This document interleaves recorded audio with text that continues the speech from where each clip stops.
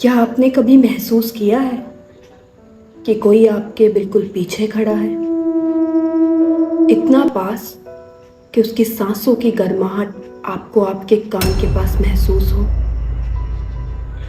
कहा जाता है कि हर डर के पीछे एक सच छुपा होता है और हर सच के पीछे एक कहानी, एक ऐसी कहानी जिसे लोगों ने भुला दिया। मैं हूं महिमा चौधरी और इस चैनल पर हम ऐसी ही खौफनाक सच्चाइयों के बारे में बात करेंगे। तो अगर आप भी उन्हीं लोगों में से हैं जिन्हें रातों को जागना और खौफ को महसूस करना पसंद है, तो अपने हेडफोन उठाइए और इस चैनल को सब्सक्राइब कर दीजिए।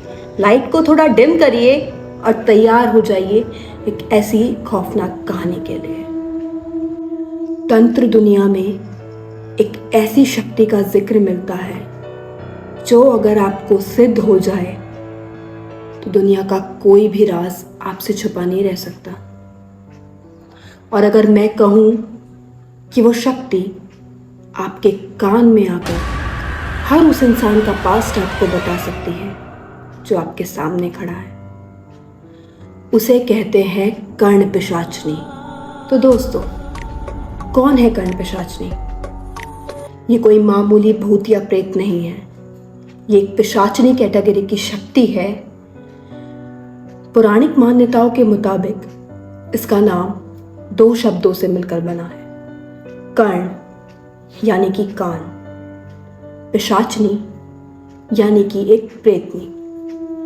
पुराने जमाने में अघोरी और तांत्रिक इसकी साधना किया करते थे ताकि वो लोगों के मन की बात जान सके, उन्हें हैरान कर सके।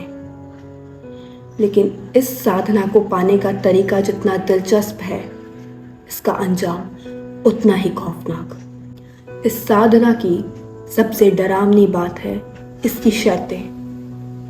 मान्यता है कि इसकी पूजा अक्सर अशुद्ध जगहों या शमशानों में की जाती है।